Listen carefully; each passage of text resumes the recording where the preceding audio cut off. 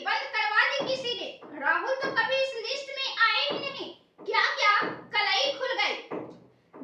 लोकसभा में राष्ट्रपति के धन्यवाद अभिभाषण के बाद प्रधानमंत्री मोदी ने कई सवाल किए, जनता के समक्ष किए, जनता को धन्यवाद दिया, विपक्ष पर प्रहार किए, परोक्ष रूप से प्रहार किए, किताबों के नाम बताए, विदेश नीति पर बात की, ओबीसी पर बात की, कई तमाम मुद्दे रहे जिन पर प्रधानमंत्री मोदी ने बात की। और प्रधानमंत्री मोदी के बात के बाद पप्पू यादव बिहार के सांसद, निर्दलीय सांसद, पूर्णिया से सांसद कई बार रह चुके हैं। वे मधेपुरा से भी रह चुके हैं, विधायक भी रह चुके हैं, सांसद भी रह चुके हैं। बिहार में मिथिलांचल में उनका अपना वर्चस्व है, काफी प्रभाव है लोगों के बीच। पप्पू यादव एक बड़ा नाम है और वे साल 1990 के दशक से ही राजनीति में सक्रिय हैं। कांग्रेस के साथ वे रह चुके हैं, राजद पार्टी के साथ रह चुके हैं, कभी लालू के करीबी रह चुके हैं और आज की तारीख में वे बिहार में बड़े बड़े नेताओं को टक्कर देने की हैसियत रखते हैं।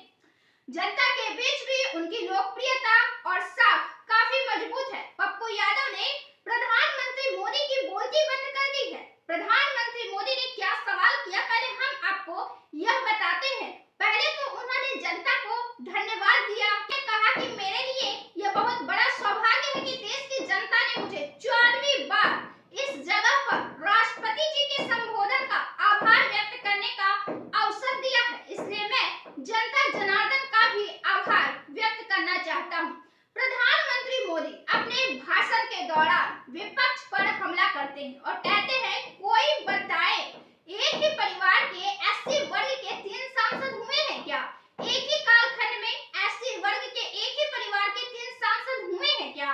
कुछ लोगों की कथनी और करनी में जमीन आसमान का अंतर होता है। जाति की बात करना कुछ लोगों के लिए फैशन है। 30-35 साल से ओबीसी समाज के लिए आयोग बनाने की मांग हो रही थी।